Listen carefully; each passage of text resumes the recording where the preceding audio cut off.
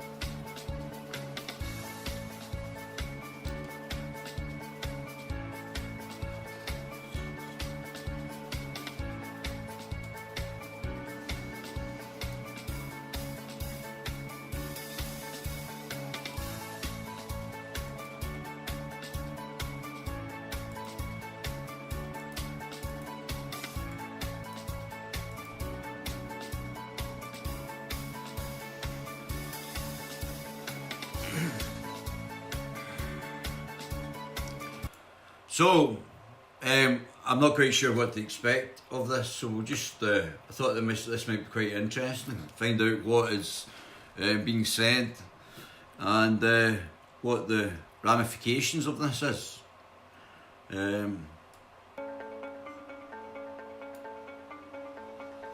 Yeah. Another 5 minutes.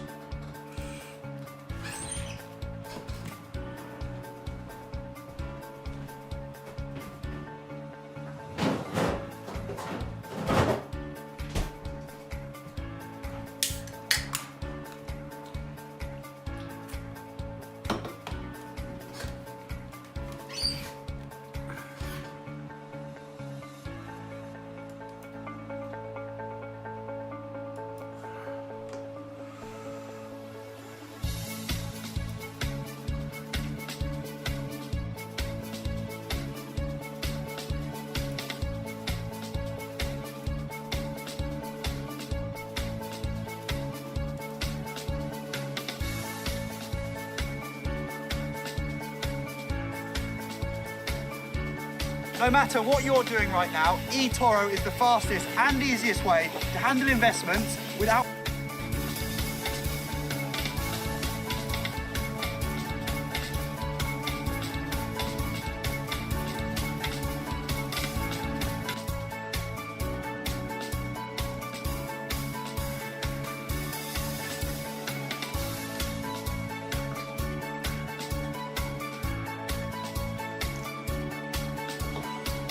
Now, there's all sorts of issues here, but I'm coming with this with an open mind, and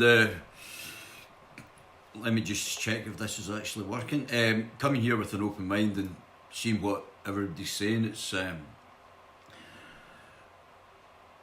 it's good to get other people's points of view. All sorts of issues here, but I think we'll just let people talk and listen and find out what the actual underlying situations are and why certain things are happening the way they are. I'm not sure. Well, there's all sorts of subplots here with Islam and are these people black or brown, and does it matter? And there's all sorts of other questions that I don't think will probably be answered here. That's my gut feeling, but we'll soon find out. As I said, I'm open to listening, but I think there is issues that had arisen from other talks by other people in the Scottish Parliament already.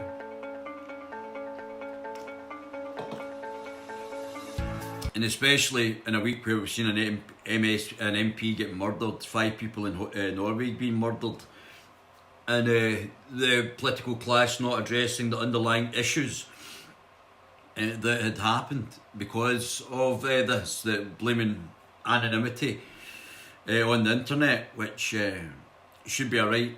If people want to be anonymous, they should be able to be anonymous, but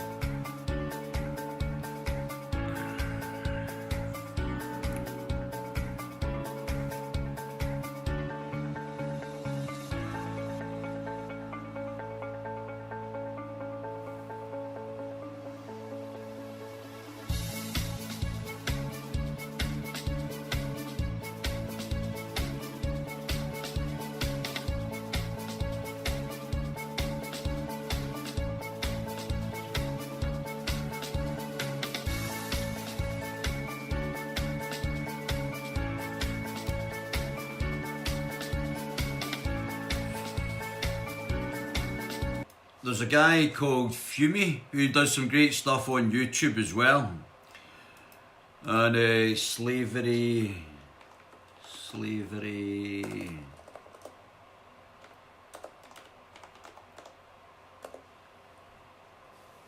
Fumi. I don't know how to spell his name. Slavery. Fumi.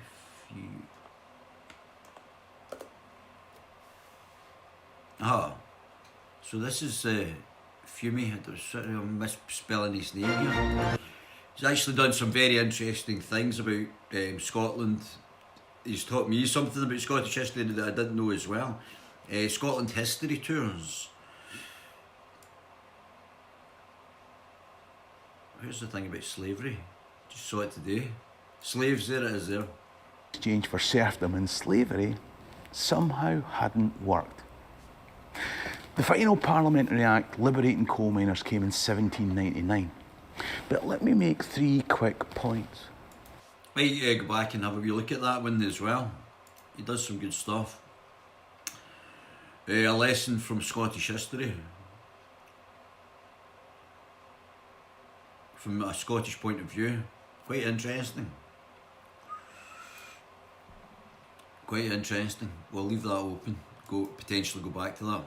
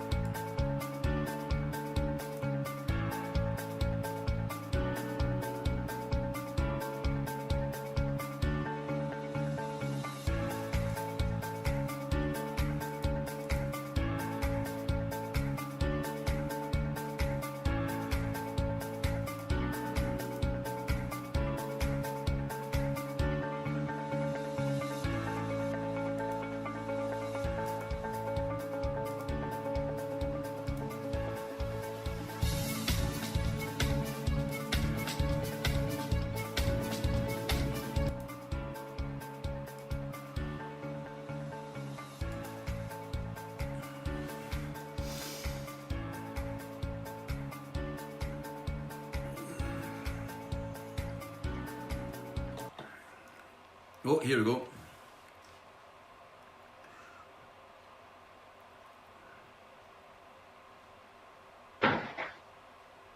Welcome. I am Alison Johnston, MSP, the presiding officer of the Scottish Parliament and chair of Scotland's Futures Forum. And I would like to welcome you all to this online edition of the Festival of Politics 2021 in partnership with Scotland's Futures Forum.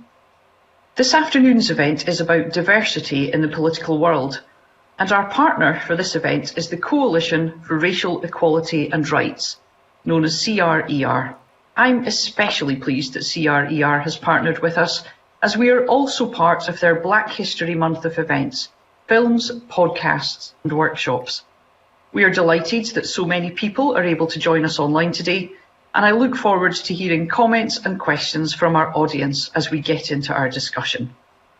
The Scottish Parliament elections in May resulted in our most diverse Parliament yet, a very positive development, But today, we're here to drill down and discuss how much progress does this actually signal in a political world that needs to be representative of a Scotland with a 4% minority ethnic population. We should also ask why it took so long. What barriers did our members and panellists here today face? And how do we address this issue of political democracy and diversity? To answer these questions, I'm very pleased today to be joined by panellists whom you can read about in more detail on the festival website. But let me introduce Jatin Harrier, the Chief Executive of CRER, CoCab Stewart, who is an MSP for Glasgow Kelvin and Deputy Convener of the Education, Children and Young People Committee, and Faisal Chowdhury. Faisal is an MSP for Lothian and a member of the Social Justice and Social Security Committee. There will be an opportunity for our online audience to put questions and views to the panel throughout the event. If you'd like to make a contribution, please enter your question or comment into the question and answer box. Make sure to state your first name and where you're from, and we'll try to get through as many as we possibly can. But I'd like to begin by asking each of our panellists, what's your perception on the state of play with political diversity and representation in Scotland today? I'm going to go first to CoCab, then Faisal, and then Jatin. So may I ask CoCab to respond? Thanks, Alison. That's such an important question, and I'm delighted to be part of this event today. It's good to keep this at the top of the agenda. So we have got a bit of a breakthrough. My worry is that if we take the focus off representation of underrepresented groups, then we might go backwards. In the past, that has happened when it's come to 50-50 sort of like female sort of like representatives in elected democratic structures. So I think that, 21 years it's taken me. It was 21 years ago that I was the first woman of colour, or the first person of colour, to actually stand for any kind of parliament. That was the first Scottish Parliament elections, of course, but I'm including Westminster there as well. So that is progress, but it has taken far too long. And that probably, as we go on through our discussions today, we'll probably come back to some of the multiple barriers that I have certainly faced. And I'm happy to discuss them today, but also my peer groups as well, many women of colour in particular, but also people of colour. Thank you very much, CoCab. Can I put that question to Faisal right now, or in other Thank words, you, Alison. missing out? It's an honour for me to be here with you all today. We'll probably come back to some of the multiple barriers that I have certainly faced. Just want to echo what CoCab said just now. It is making progress, but yes, still some way to go. But this panel here today could not have been achieved in 2016. And I know from my own community that there is much more encouragement and excitement about having now a Bangladeshi voice in the parliament. And I can proudly say, and we have six of us in the parliament. And as CoCab say, I think we are making progress, but still a long way to go. Thank you very much, Faisal. Can I put that question to Jatin now? What's your perception on the state of play with political diversity and representation in Scotland today? Thank you, Presiding Officer, and thank you to the Festival of Politics for joining us again. It's become a regular event now that we do an event to mark Black History Month. So that's just fantastic, and I think every other institution should do something to mark Black History Month as well. In terms of the question, I think echoing what the previous two people have said, yeah, it's great. It's great we've got 6 BME representatives. It's great we've got our first 2 women in BME women in Parliament. But there's, as CoCab said, we've got to keep an eye that it's not just a one-off thing, and it's too easy to lose the gains that have been made. I think hope people won't contradict me, maybe they will, but Faisal and Pam, I think their election was unexpected by some, in terms of numbers. I'm not talking about them personally, And COCAB would not have got a seat if Sandra White had not been resigning. So these gains are great, but they're not embedded in the system as yet. And until we embed these things, the danger of going backwards is so high. You know, all 6 are still of South Asian origin. There's still a way to go about other ethnicities being represented in Parliament. And at the end of the day, though, it's not, I mean, representation is very important, but for us, it's about what anti-racist action will be taken by the Parliament. And the two things don't always go together. In the, you know, we did some study of 20 years of devolution and how race had been considered. And there were far more discussion of race in chamber debates in the first 2 sessions of Parliament when there were no BME representatives. So that's something, I mean, I'm not putting all the focus on BME politicians to make that happen. I think it's up to the parties and the leadership of the parties. But yeah, it's something to watch out for. Obviously, we'll see what happens in the council elections coming up next year. But we need to embed these gains into the system somehow. Otherwise, there's great danger we'll lose them.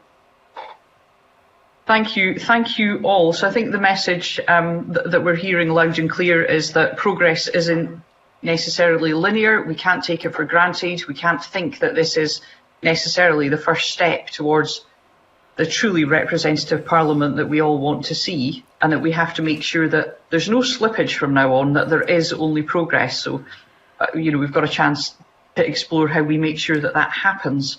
And I know what Jatin's saying, that there were more debates on the issue of diversity previously. So we mustn't assume that because we have a more diverse Parliament that we need to stop debating and discussing it.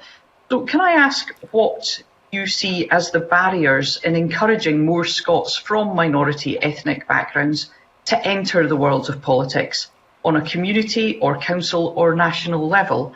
Can I put that question first to Faisal, then to Jatin, and then to COCAB?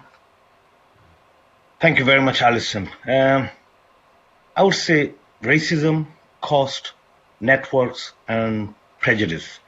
I mean, do the institutions seem flexible and responsive to change?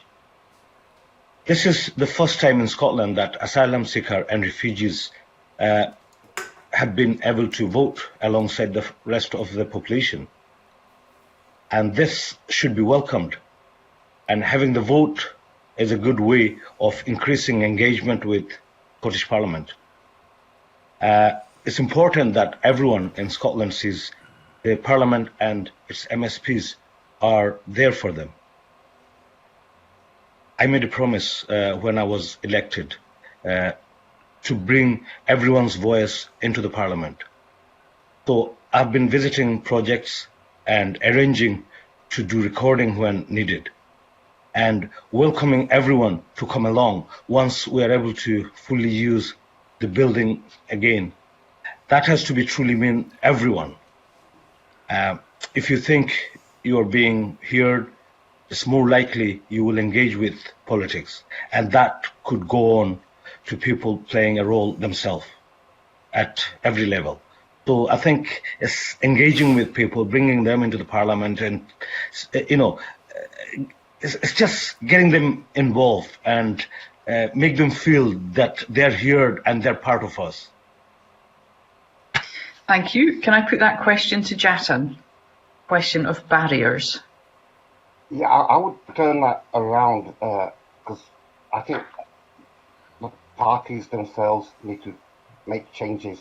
I don't think there's a lack of interest from minority ethnic people. The only data we have, there's a lack of data about involvement in politics by ethnicity generally. But for the Scottish parliamentary elections, the SNP was the most open about who it's kind. I think there were 21 candidates of minority ethnic origin standing for SNP seats. So there didn't seem to be any lack of interest or ability because they all went through the vetting system. So I think, and you know, at the last council elections, if I'm right, there was like dozens of BME candidates standing as independents. Now that's the most difficult thing to do, to stand, I think, as Faisal mentioned, cost, etc. But they found the parties were either not for them or not willing to work with them, so they had to go down the independent route. Now that's not a way to get elected. I think we all know that in the main, but I don't think there's a lack of interest out there. I think there are barriers within parties, and Faisal mentioned racism. Some of the candidates who stood in the last election mentioned racism, not just from voters, but from their own party members and activists. So I would turn that around and say that parties need to face up to these challenges. Thank you very much, Jatin. CoCab, I'd like to hear your views on what the barriers are. Thanks, Alison. The barriers have been multiple and quite profound, and I don't think I've ever been allowed to forget that I am a woman of colour, and I do sometimes, because I see myself as a person who's interested in education, that's interested in housing. However, people's stereotypes and perceptions of me give me a barrier straight away before I've even spoken. Race inevitably has been, and as a woman of Pakistani origin, there's also been cultural barriers there from within my own communities, who have found it more acceptable for males to take part in frontline politics and for women to do the background community stuff and supporting quietly rather than actually taking the platform.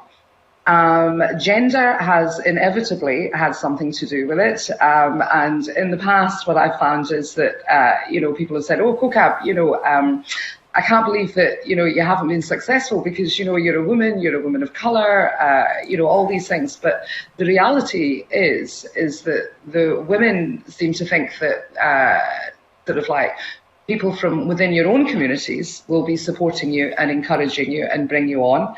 That doesn't happen because you're a female, and within your own communities, people overlook you because they think that because you're a female, then the female networks will be supporting you, and then that doesn't happen. So you fall through the cracks in that sense.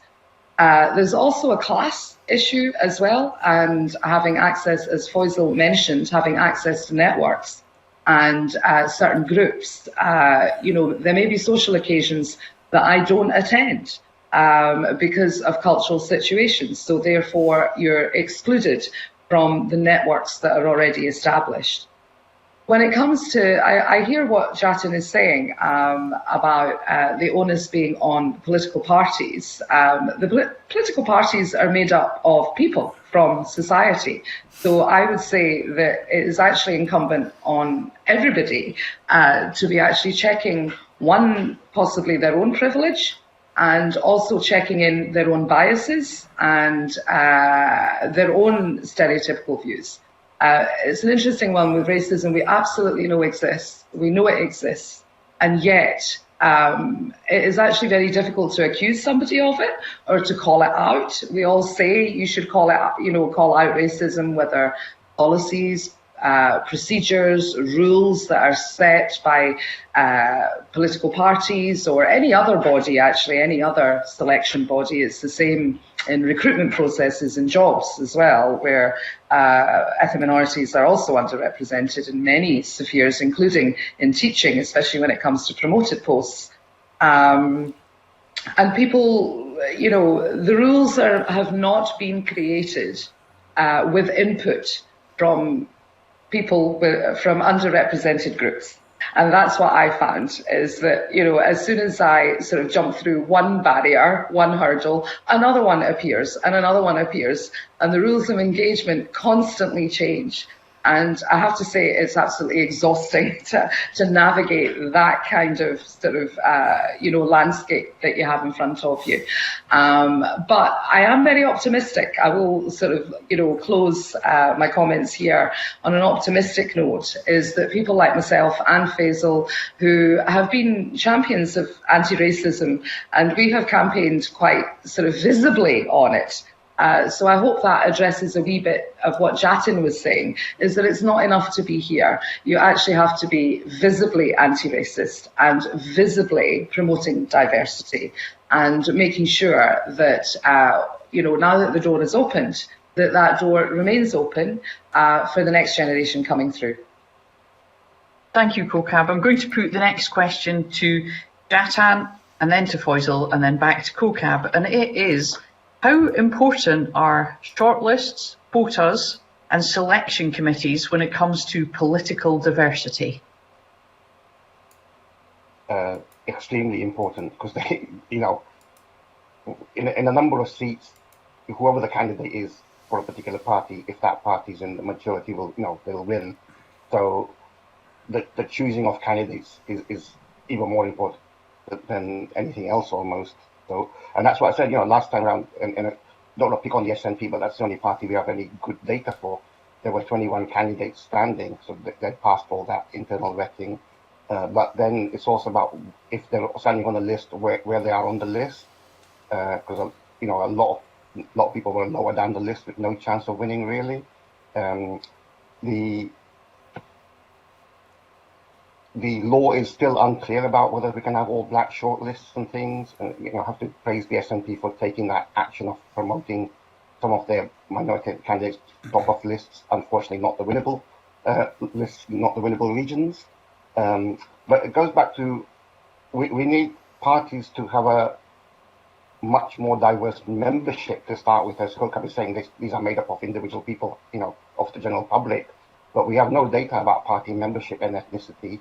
So until we get a fair representation in membership, it's going to be hard to get fair representation in selected people, etc., etc. So there's a lot more work to be done to make sure political parties represent the people of Scotland. But then everything sort of flows from there. We need to make sure that there's fair representative of activists, fair representative of councillors, and then fair representative of MSPs. Talk about backroom staff, which are also very important in parties.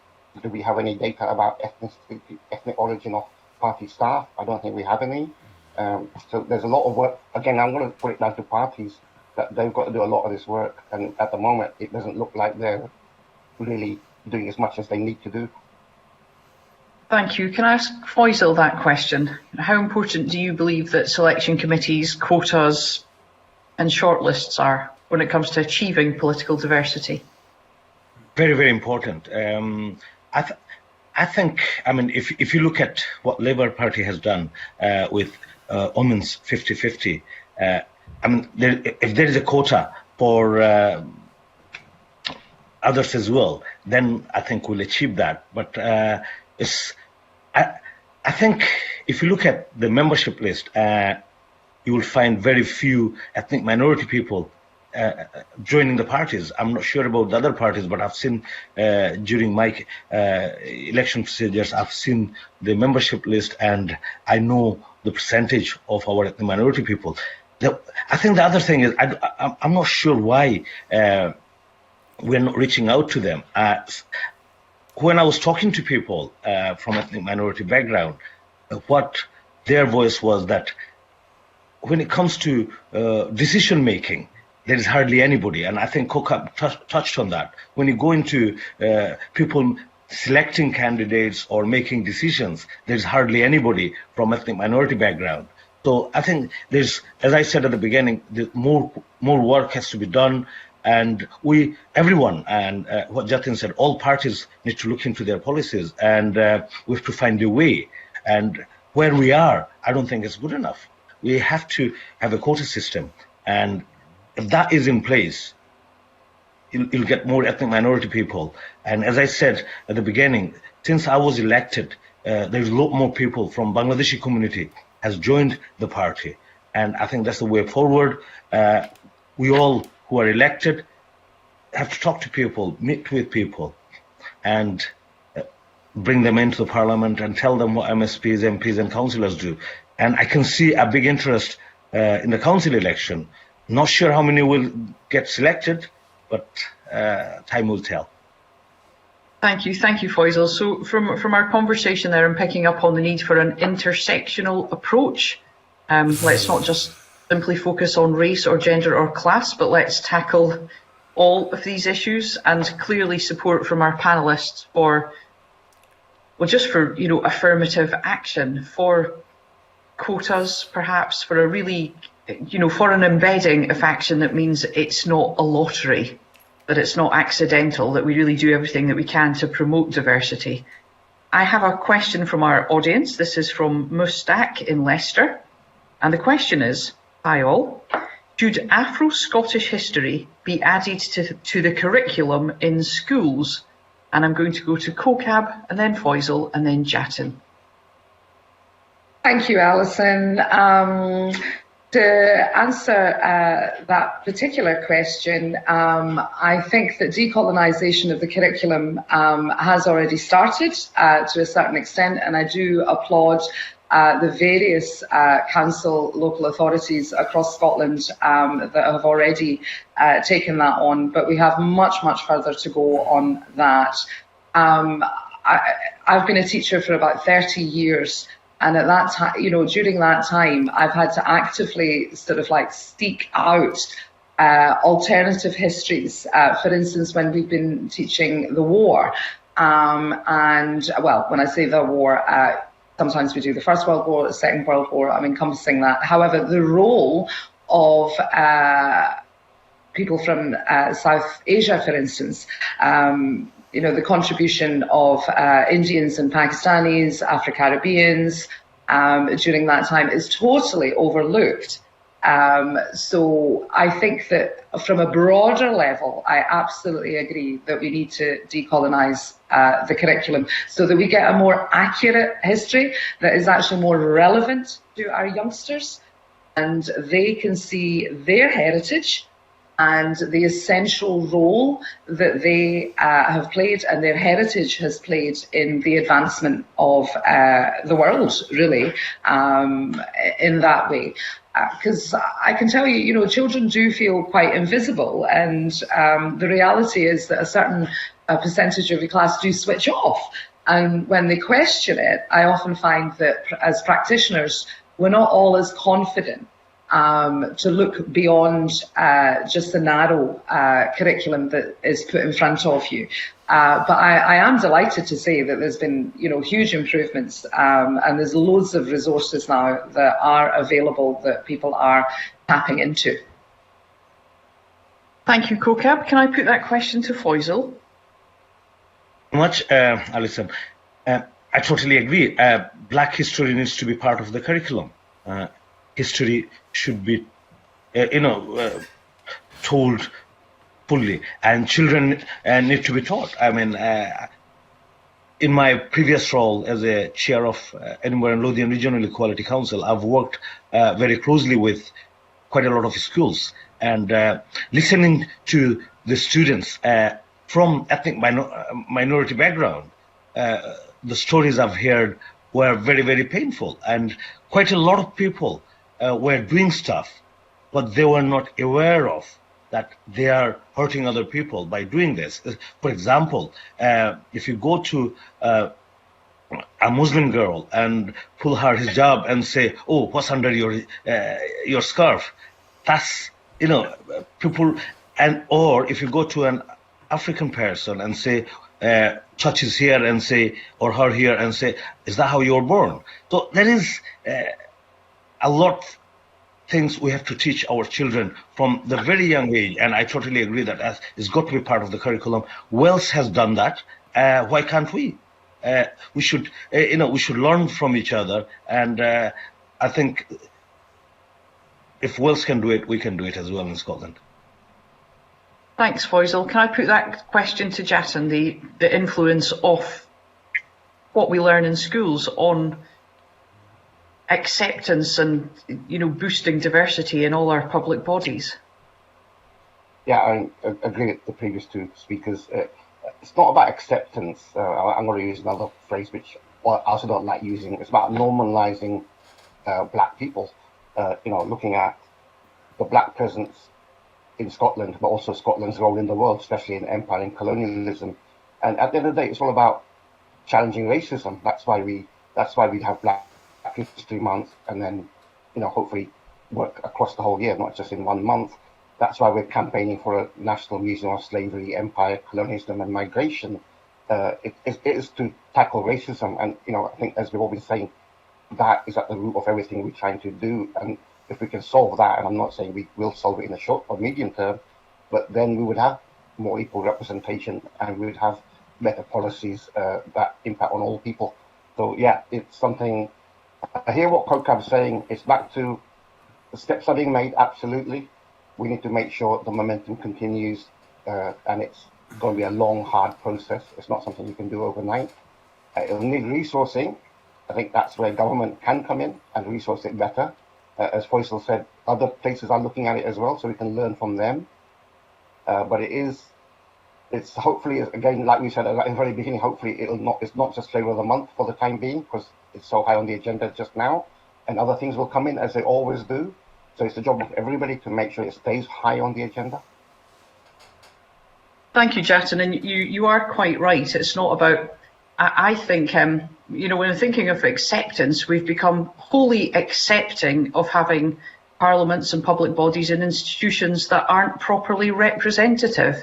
We've got to move away from that. We've got to challenge it constantly, and we do need to make sure it's absolutely normal that all our public bodies and our parliament, which has a real role to play here in leadership, is an exemplar of what we want to see. So we've got to make sure that we're taking every step to achieve that. Can I ask, with regards to steps that we might take, how important you feel that initiatives such as CRER's work on the political shadowing scheme and the John Smith Centre at Glasgow University on Leadership and Development project, how important are these projects in encouraging and mentoring Black, Asian and other minority ethnic Scots to step into public service?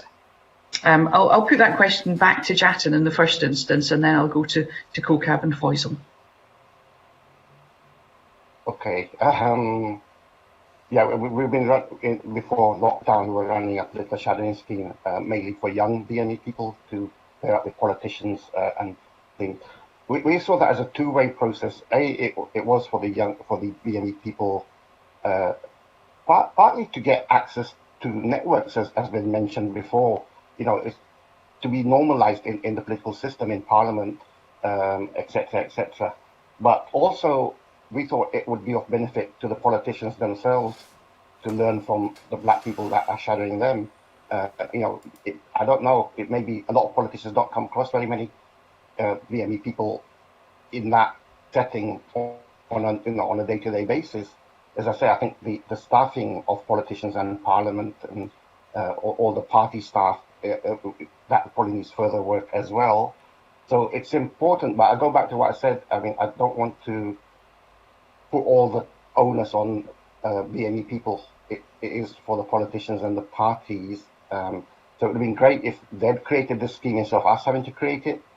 You know, when there was a lack of the BME representation in the early, you know, a total zero representation in the first two parliaments. Why did nobody think of doing that? We set up the cross-party group on racial equality over 10 years ago. And that was on the basis of there was something on golf and fishing, but nothing on race. So again, why did none of the politicians think we better do something?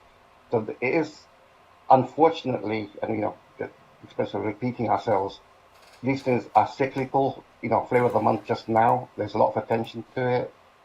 It's so easy for it to disappear, and that's the big worry. Thank you, Jatin. Can I put that question to COCAB? Thanks, Alison. That's a really, really interesting question for me. I'll draw you a wee parallel through sort of like my journey through education. So during that, I think that I looked back and I undertook, I think it was about 4 courses in leadership and management, and yet I was unsuccessful in gaining a promoted post within education. And that, at the time, obviously you think, oh, well, there's something wrong with me, I'm not doing this right, so that, you know, you would do another course and try and correct that. And I went from, not having enough experience to then being told that I actually had too much experience and I may come across as being a bit intimidating. And I thought, how interesting that I never actually hit that sweet spot in the middle where I had just had the right experience and I was the right match there. So it takes me back to the goalposts, are changing. I think leading by example is very important. I have signed up to take interns, paid interns from underrepresented groups myself. So I do think there is a role in it. But more importantly, what I would like to see is tracking of the people that go through that process I would like to see tracking and monitoring of their progress. So if they go through the course and that's it, then it's job done. It makes everyone feel better. Yes, we played our part, but actually, what's the impact of that? There has to be more robust impact assessments, tracking and monitoring. Where do these young people, or actually, people from any age group, it's taken me 21 years, so it's not just for the young, but what do they then go on to achieve? And if they don't get the posts that they wanted, or to get into elected positions that they were after, or secure that job, then what was it that put them off? And I don't think that there's enough focus on the tracking and monitoring. So that definitely needs to happen more. Yeah, I think panel making very strong case this morning for the need for data, for a real understanding of what is happening. I think that's certainly something that we can and need to be doing. Can I ask you, Faisal, your views on the importance of schemes such as CRER's work on the political shadowing scheme, for example?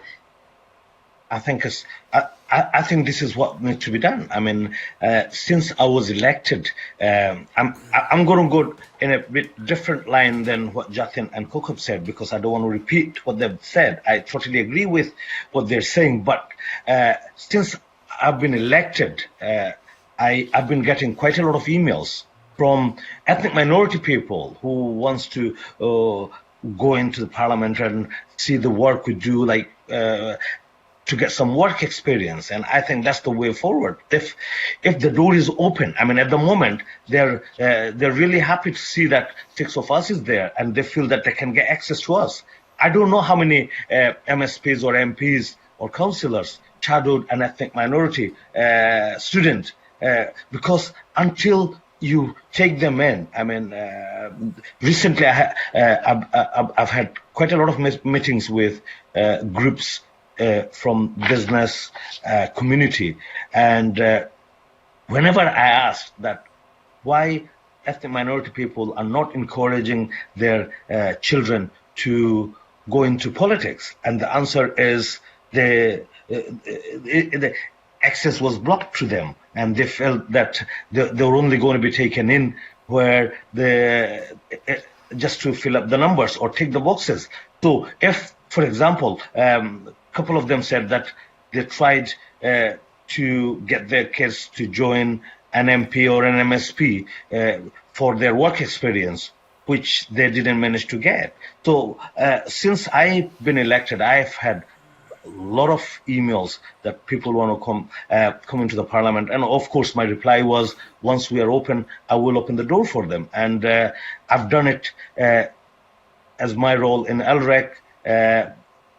And I thought it's working over there, and I'm sure all of my colleagues will take, if anybody applies to be part of them for a week or work experience, and I think that's the way forward.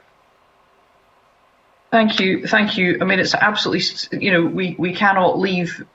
I know that your election will be a huge inspiration to many people, but we simply cannot leave it to you to do this work on your own. I think each and every member of this parliament and beyond has a part to play here. I have a comment from Leanne, and this is Leanne's comment. Racism is something my children live with on a daily basis. The education system definitely needs to be teaching children about the many cultures our country has. Some are quite ignorant about racism and do not realise they're being racist. A lot more of today's racism has come from the generations before. By that, I mean the microaggressions that are stereotypically used towards people of colour. I'd be very grateful to hear our panel's comments on Leanne's, Leanne's contribution, which is an important one. So can I put that first to COCAB and then to Faisal and then to Jatin? Thanks, Leanne. What you have said resonates with me completely. And I have children who are of mixed race, and some of the comments that have been made to them, I have had to sort of make sure that they are resilient to that. But also, even as a teacher, going into schools to challenge that. I find that difficult. As a relatively empowered parent over the years, I find that tricky. It is the generational thing. However, we cannot continue to use that as an excuse. There are so many resources out there. There are so many campaigns out there that you would have to be trying particularly hard to ignore the education that is available to the whole of society to check our attitudes. I think that people double down when you try to sort of like address transgressions and micro-transgressions, which somebody said, you know, it's like tiny little cuts that sort of like happen to your self-esteem, to your confidence, to your personality, that add up and add up. And, you know, there's sort of like mini traumas that sort of like constantly undermine you. And you have to navigate that. So the robustness that is required is quite astronomical, I have to say, in that sense. And that, you know, is not fair, you know, amongst other things. So I absolutely hear what Leanne's saying. I mean, I'm certainly doing my best to try and sort of like challenge things in a calm, in a rational manner. And the first port of call for me always is that when people demonstrate racist behaviours or attitudes is to offer education so that, you know, they can sort of like change their views. Because that, you know, we're all here for that. We're politicians. We try to persuade people towards better things. And as an educationalist, I've always tried to educate people as well. So the journey continues. Thank you very much, CoCab. I think, you know, the fact that it's taken you 21 years to get this far is, well, it's testament to your robustness and resilience, but it's also wholly unacceptable that, you know, we expect such levels of robustness and resilience. This should not, yeah. I'm very grateful that you're with us on the panel today, and thank you for your response to Leanne's contribution. Can I ask you to address Leanne's remarks, Faisal? Thank you very much, Alison. I totally agree with Leanne here, because I think I did mention on my previous comment that it's very important that we teach children about racism, and sometimes unintentionally they don't know they're making racist remark. That is something they have to be taught from very young age. Sometimes they say things, they're hurting others, which they don't realize. It's like, to me, that everyone should respect everyone. Doesn't matter what color they are, what religion they are. I mean, I remember talking to an Indian person, Hindu person, very long time ago, and I said, "What would you feel?" He said, "Well, if I'm in the hospital and a nurse comes to me and says to me, I've got beef," she'll be offended because there should be Hindus don't eat beef, or if you go to Muslim and say I've got pork. So there's a lot of things need to be learned, and there is another thing. If you look at every football team or any sports, you'll find ethnic minority people. As soon as they make a mistake, you know, people go on their color. But they forget that they are the people who took them there. I mean, if you, I'm just going back to the last tennis. There's two females who were representing UK and Canada, but on the Twitter, you see that ethnic minorities are taking over. Two black women are representing our nation. So as soon as you see these sort of things, it automatically hurts you. So I think. If we go on from, I mean, I was looking at one of the book in school. It's a story book. They're talking about sugar cane and all the stuff. So the first page you go into that book is a white man standing and a black man with his hand like that, holding head down. Next page you go into is like the white person is sitting in a chair, the black person is bringing them the coffee. So when you see these sort of things, what is children going to learn from those books and those pictures? So all these things need to be looked at. And Leanne, I totally agree with you, what you're saying. There's a lot more need to be done, and children need to be taught from very young age. Jatin, could I ask you to please respond to Leanne's contribution? Yeah, thanks. I mean, Leanne's 100% right, but I wouldn't want to pass this racism off as a generational thing. You know, if we see the number of racial incidents in Scottish schools, it's appalling, absolutely appalling. And, you know, we've seen a lot of attention to Edinburgh schools recently, and, you know, independent reports and other stuff. So, but that applies across the piece, across Scotland. So the question is, what can we do about it? And it isn't just what we can do in schools, because children get their attitudes, etc., from lots of other places as well as schools, from their parents, from society, from television. So that's why it needs to be tackled across the piece. You know, we might, if we only stick to schools, we might be wasting a lot of their time and effort, because then they learn something at school and they learn something different when they go home. That's why it really needs a much more comprehensive response. I'm not saying I've got all the answers, but we need to normalize black people's presence. You know, why are there so few black people in jobs in the public sector in Scotland? It's not normal to see a black person in a public sector job. And until that changes, people will always see us as different, and that perpetuates racism. So there's work to be, you know, and back to what we were saying earlier about mentoring and all that. Well, black people get much better qualification in the main. Black minority people get better qualifications at school than their white counterparts, but it doesn't lead to jobs, or even, you know, certainly doesn't lead to better jobs. Often it doesn't lead to jobs at all. So what's going on? And until we tackle all these things, you know, we've got so few BME teachers. Less than 2% of teachers are of BME origin in Scotland, whereas the population it should be more like 6% maybe. And so it's not normal to see a teacher of BME origin in the classroom. That just makes it something that isn't not a normal situation, and that's the sort of things we need to tackle. Yes, attention in schools, absolutely. Decolonizing the curriculum, absolutely. But we can't look at these things piecemeal. Thank you. Thanks very much, Jatin. I've got a question from Susan in Edinburgh. Obviously, the Festival of Politics has been running since Wednesday. And Susan, who's obviously tuned into an earlier session, is saying, during the Violence Against Women session on Thursday, the issue of abuse on social media came up. I think Faisal sort of referred to that in his last response there. What are the panelist views on whether this kind of discourse puts people off coming into public life? So I'm going to go to Faisal, and then to Jatin, and then to Koka.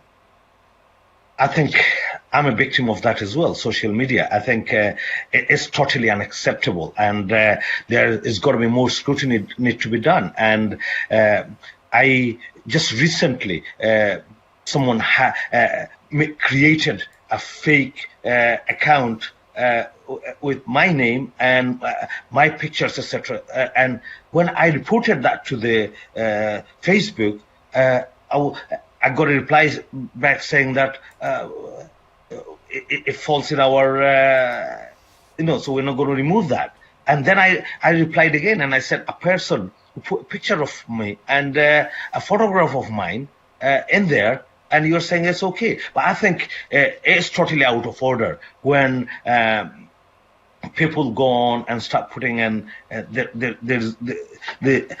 think the government need to look into this, and there's got to be a guideline to all the social media providers that whoever opens an account, sometimes quite a lot of accounts people create, you don't even know who they are. And nowadays you see Facebook, TikTok, Instagram, and so. And it's like people hiding behind. And every time you go in social media, you'll find somebody's attacking someone. And it's totally unfair. And it does put people off because you probably had a long day, hard day, you've done a lot of work, and I'm sure Jatin and Kuka will agree with me, and even yourself, that if it's very easy to hurt someone just to make a stupid comment. And I think that is not acceptable at all. Nobody, nobody should face this sort of things. And as I did say that during the football time when England lost, you've seen how badly social media attacked the black players, and same thing goes for all of us. And I don't think none of us deserve bad comments for no reason on social media. Thank you, Faisal. I'd be interested to hear Jatin's comments on social media and how it can put people off engaging. Yeah, I mean, I don't really have much more to add to what Faisal said. I mean, obviously, it would put some people off, but we can't let that be used as an excuse not to take action on other things. You know, we've seen, I think Hamza Yusuf is probably the highest profile in terms of negative, so not negative, but abusive social media aimed at him. But and COCAB, Faisal are relatively new, and I'm sure they're going to suffer their share of that. It's a wider problem than just this. And Faisal's right. Social media companies. I'm not sure what the answers are necessarily, but again, people use it not just on race grounds, but on gender, obviously. So Diane Abbott, for example, has faced the most horrendous abuse on social media. In the last week, we've once again had this, should politics be a much more nicer arena? But again, these things are cyclical. We've had it before. We had it with Joe Cox. We've had it again now. Things will slip again. We'll come back to it again. Something long-term, something strategic, something meaningful about all these things. I say we shouldn't look at one thing on its own, because it's all part of the same problem at the end of the day. Thank you. Can I put that question to COCAB? It's Susan who is asking, for views on whether the kind of discourse, some of the discourse we see on social media puts people off coming into public life. Thanks, Susan, for that question. I think that generally speaking, I think that politics needs to be a kinder and more respectful place. I totally get that it's party political, but I also fully recognise that it is not beyond us. We're all sort of articulate, very passionate people that can put our views across in a respectful and a robust manner without being offensive or abusive or aggressive in any way. I think that that is a lesson in leadership, and we are all in positions of leadership. Children are watching us, society is watching us. So the Scottish Parliament has a role to play in how we conduct ourselves, and we should be doing that very professionally and respectfully. I think that the abuse has always been there, because I've got such a long history in campaigning. It was quite overt, on the street. I've been called names. I've had my leaflets ripped up. I've even had people say, don't put your photograph on a leaflet because people will be able to tell that you're a different colour and they won't vote for you. At polling stations, I've had, people saying, now remember and vote for the candidate who was born in this country. So, I actually wasn't, but they are making an assumption that I wasn't. Many of my generation, ethnic minorities were born here. So that can happen, overt name calling. It didn't take, I think it took about a week before I got my first quite overtly offensive letter, which was handwritten. A lot of effort went into that and was delivered. And the sad thing is that it was actually my staff that read it, who were quite traumatised by reading such offensive content. And it was directly challenging my right to be an elected representative, that a person like me, of colour, should not be elected and did not speak for the people of Scotland. And it was, I won't go into the other sort of like more offensive content that was in there. Social media, I think, amplifies it. The danger of social media is that it encourages pylons. It spreads rapidly. So people tweet, they retweet on Facebook, people put their comments in, they can share. So absolutely, there's a role for regulatory bodies. Definitely, I think there should be more regulation and responsibility taken by those platforms. But ultimately, it is also about our own behaviours. People say all sorts of things on social media. Would they say those things to a live person in front of them? And it's that kind of self-discipline and self-filtering that social media seems to sort of like, it goes out the window.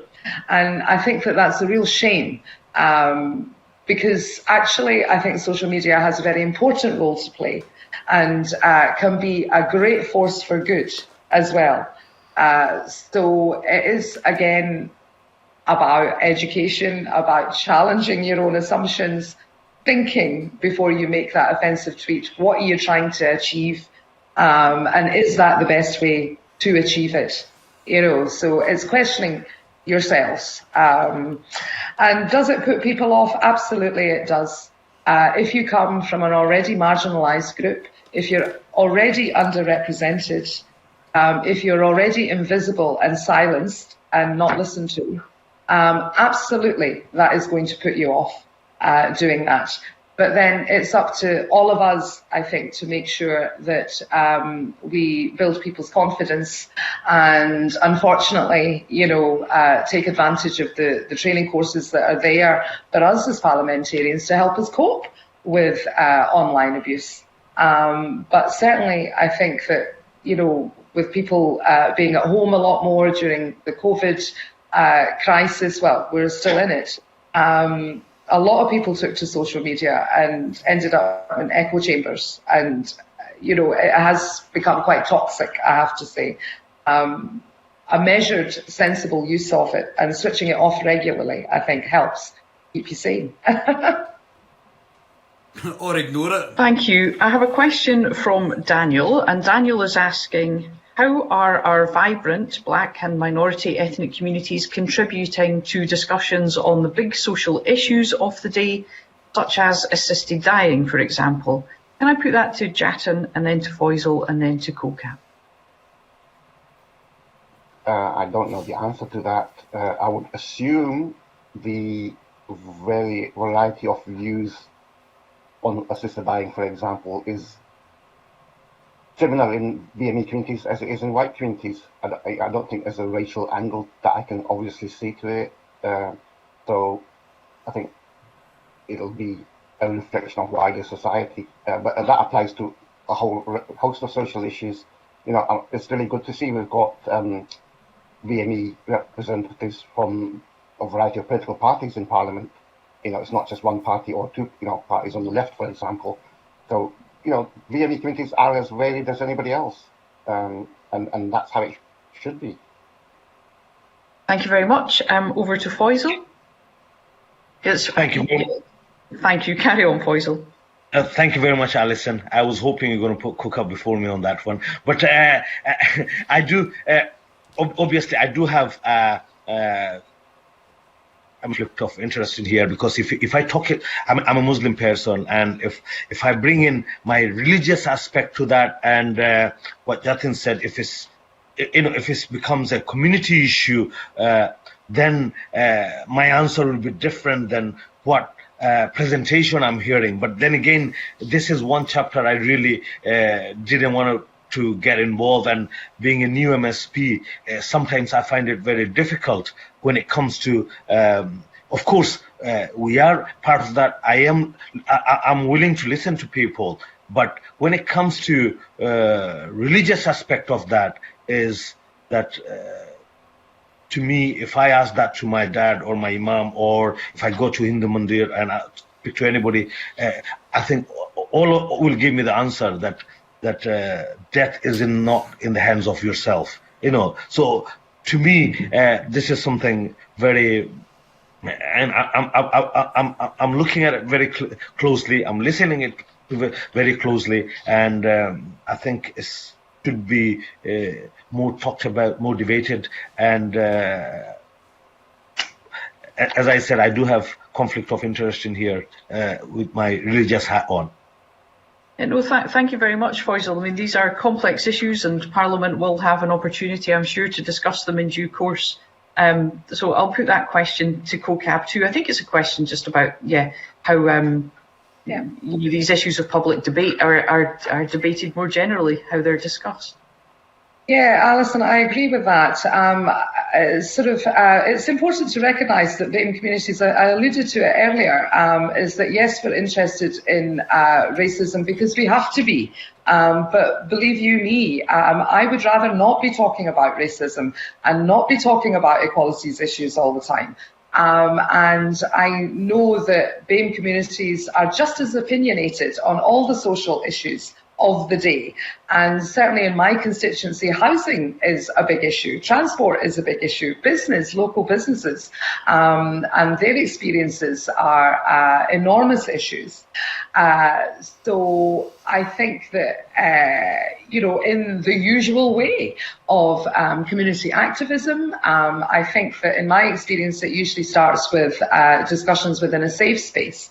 So that tends to be local community groups where people get together and share their views, also using online platforms and chat rooms and social media to discuss those. What's this got to do? And I certainly make every effort to make sure that elected representatives at all levels, What's this got to do with assisted council, suicide? MSP and MPs, reach out to those communities to hear their views, rather than making assumptions about what those views are, but actually to listen meaningfully and to engage in that debate. And the other thing that I try to do is also, I know that the Scottish Parliament has various consultations that take place. The Scottish Government undertakes public consultations. So to try and point, you signpost people to make sure that they are taking part by clicking on the website or, getting in touch with the relevant people and making sure that their views are there. But of course, we will only do that by making sure that the Scottish Parliament is relevant to all of our communities. And one way we can do that is by looking like them and sounding like them and making sure that we're open and accessible. So then that encourages all communities to actually engage in discussing the big social issues of the day. Thank you very much indeed. I'm aware that we're getting close to the end of our time, but I'm going to probably push on and try and squeeze in a couple of more questions. Can I ask about the impact of Black Lives Matters? How important was the impact of the Black Lives Matter movement on the Scottish Parliament election in May this year for political parties, candidates and the voting public? I appreciate that Jatan's made the point, I think, quite clearly that this may feel a bit like a debate that's flavour of the month at the moment, but we need systemic change and we cannot simply let the attention that's focused on this issue die down. But I'm just wondering, I'd like to understand what your views are on the impact of Black Lives Matter campaign at this point in time. Can I put that question first to Faisal and then to CoCab and then to Jatan? Thank you very much, Alison. A definite wake-up call for some people. Basically, the BLM movement encouraged voters to vote more for diversity.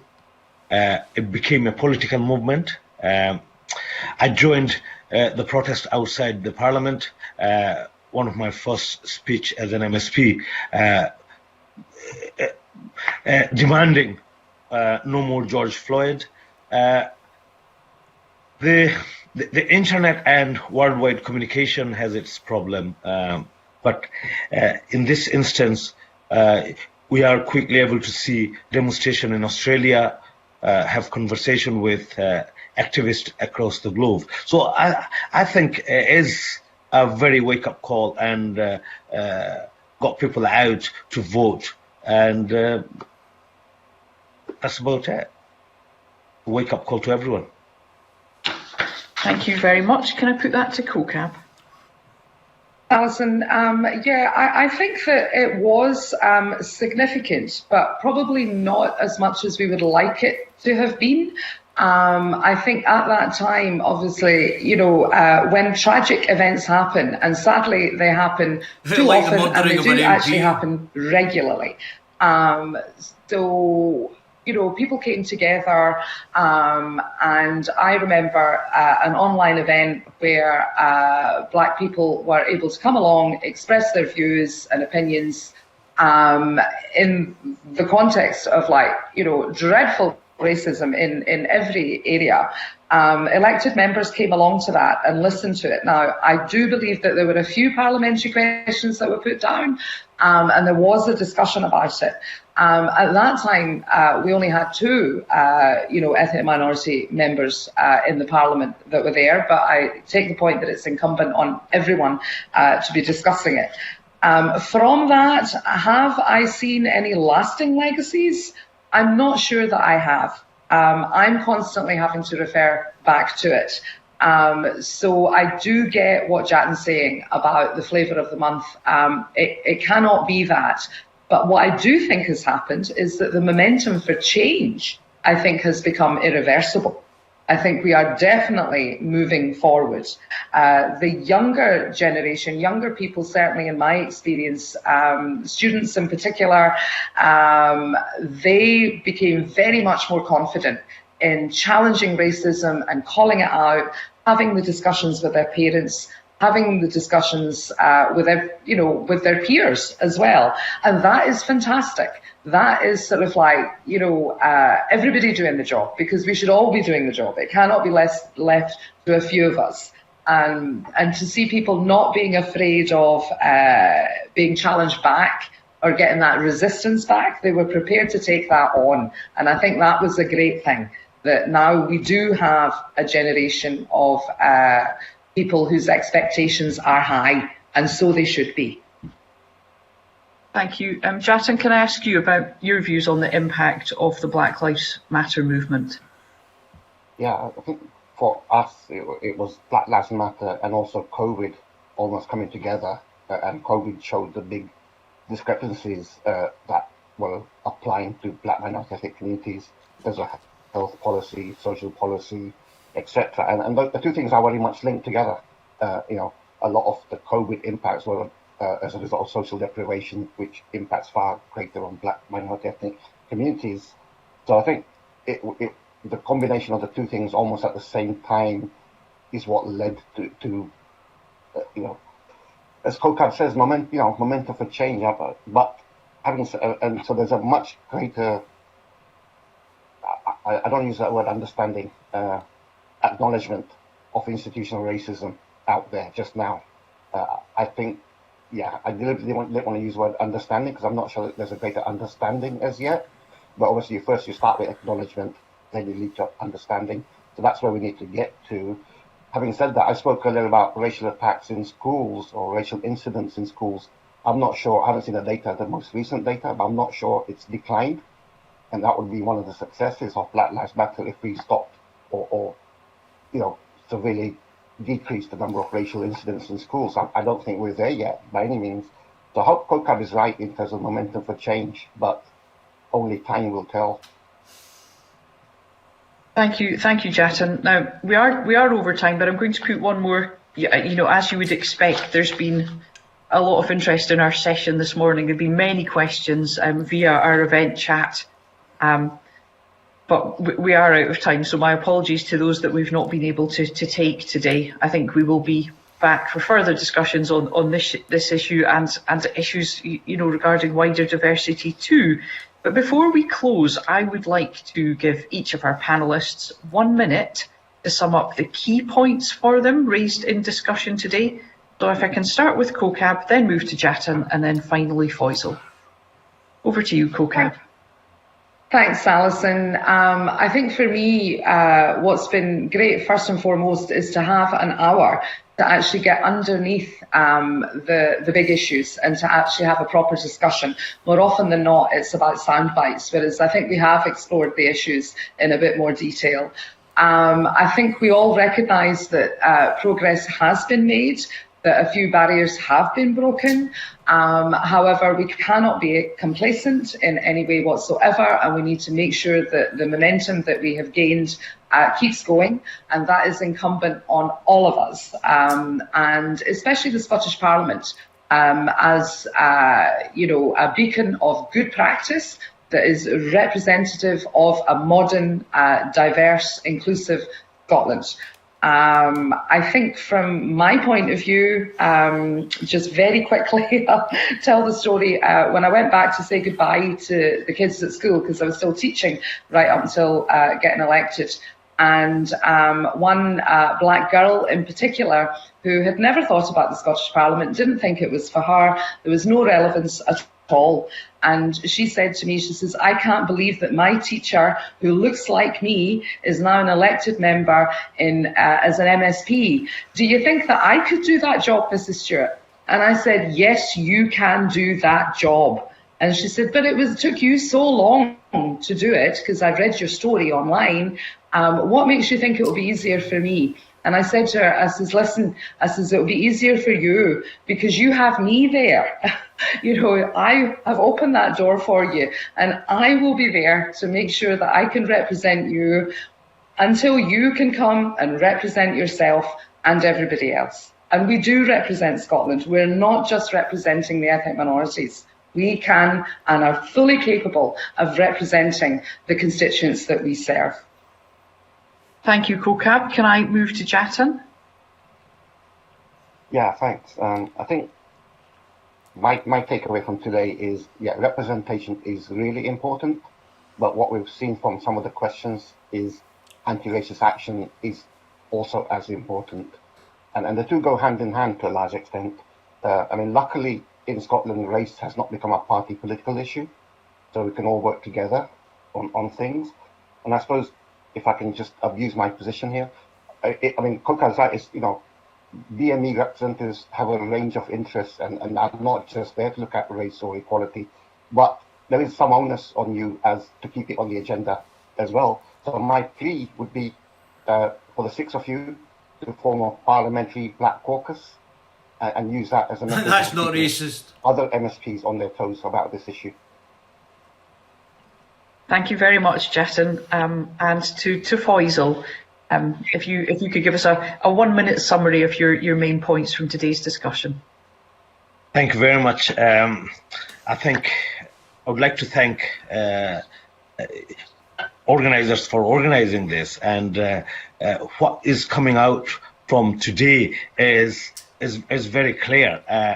But first of all, I think we all need to admit that racism do exist, and if we say to ourselves that it doesn't exist, we'll never be able to tackle that. To me, Black History Month is not only about this month. Black history needs to be part of the curriculum. History should be told fully.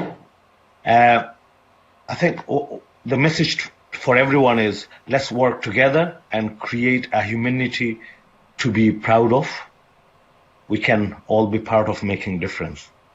We cannot change the past, but we can amend the present and shape the future. It needs to start from now. Thank you very much, Faisal. Thank you very much indeed. I think we must end there. I've certainly learned a lot from our panel this afternoon. I'm very grateful to you all. I know that those who've joined us will have found this a very worthwhile discussion. I'd like to thank everyone who has joined us online today for making such a great contribution to our discussion. And I'd also like to thank our partners, CRER, the Coalition for Racial Equality and Rights, and their Chief Executive, Jatin Harai, for his support. Thank you very much indeed, Jatin. I'd like to thank our members of the Scottish Parliament for giving up their time today to join us. CoCab Stewart and to Faisal Chowdhury, thank you very much indeed. And can I just take this opportunity to remind all watching that the festival continues later today. We'll have panels on climate change's impact on the Scottish Islands, climate activism, and tomorrow we will discuss everything from innovation's role in tackling climate crisis, in big brains to big solution, and culture's role in good health and well-being. I do hope you can join us, but goodbye everyone, thank you for now. So I've no idea where this is. I don't know where the cultural whatever it is actually on. But yeah, culture of politics, festival of politics. I'll need to check that up later on. Right, so what are you guys saying?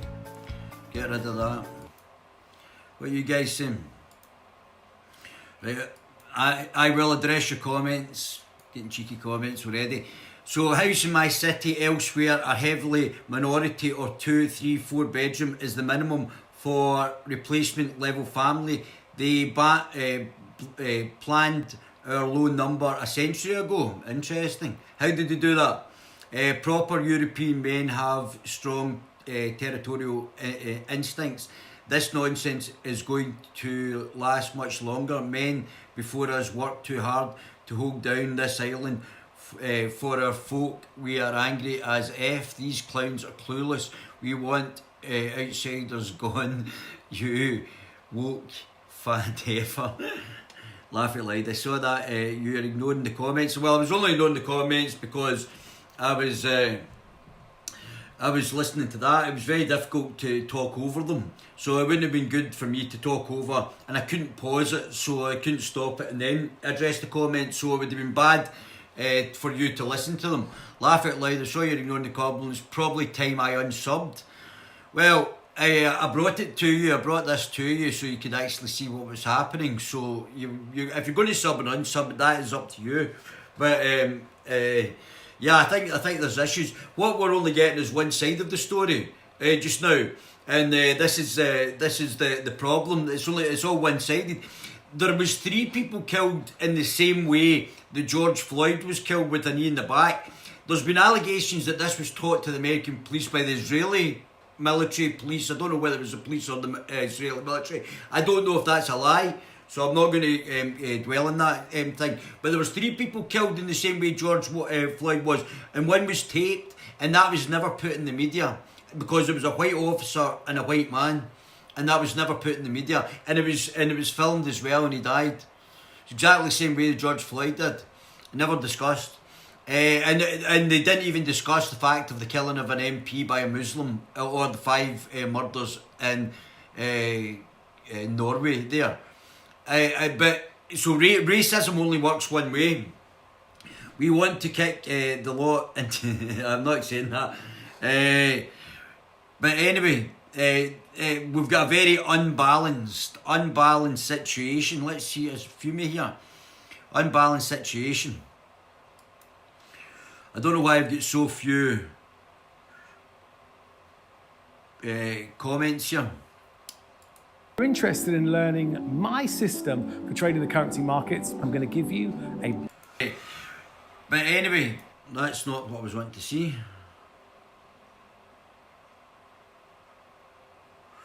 Where's Mr. Fume? I had him a minute ago. Let me just get rid of that. And that, is that where? That's not it either. Where is that? History. Where are you, Mr. Fume?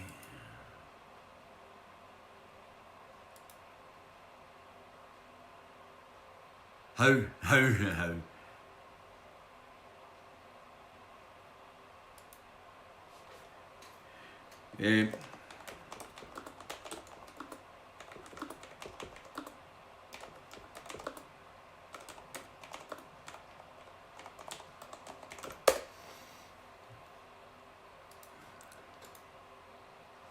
So where did that go? History. Where's the history? Here it is, yeah. So this is quite interesting as well. Cleaning products.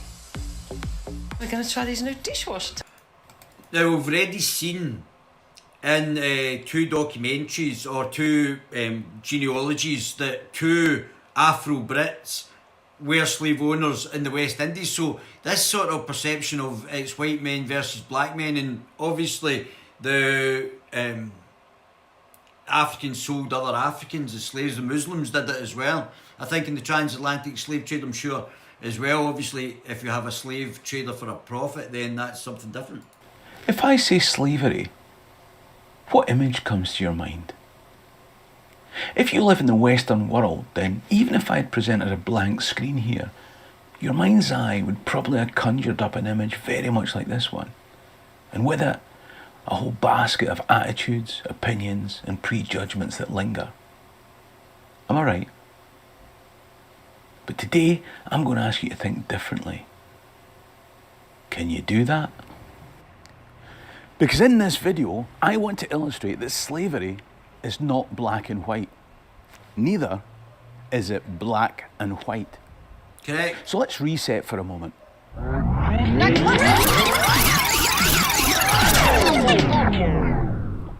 Racial hatred doesn't make sense. There seems to be a group who hate Jewish people and black people a little bit higher until... This is the image of Scottish mining that I grew up with.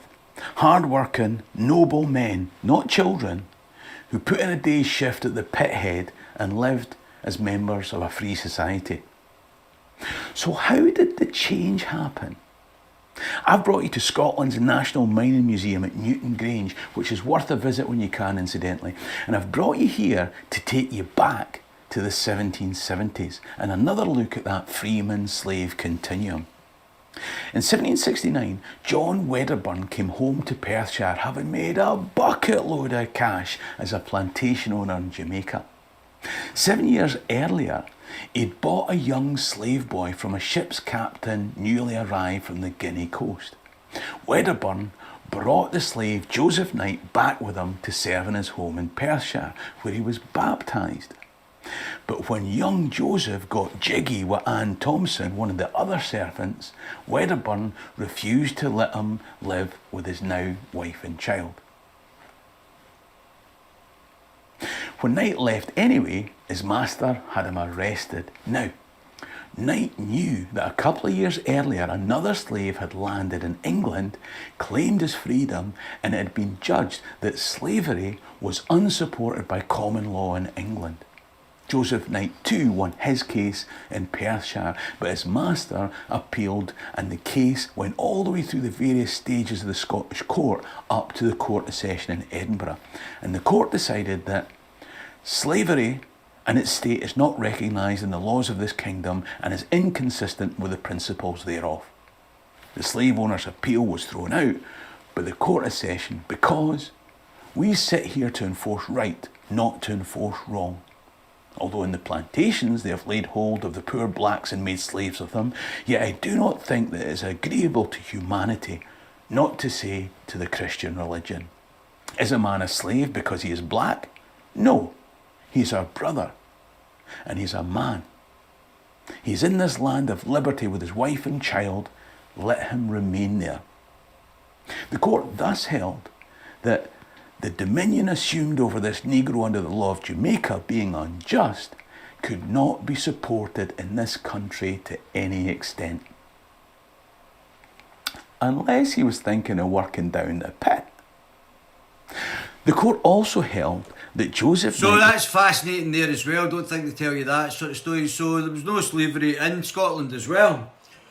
So I hope you found that interesting. I think there's a lot of problems coming our way, and I think this is going to be non-conducive, but we will see. Unless they start allowing proper dialogue and debate, then there's going to be issues here that will come up over a long period of time with this sort of attitude and questioning and not addressing the underlying questions.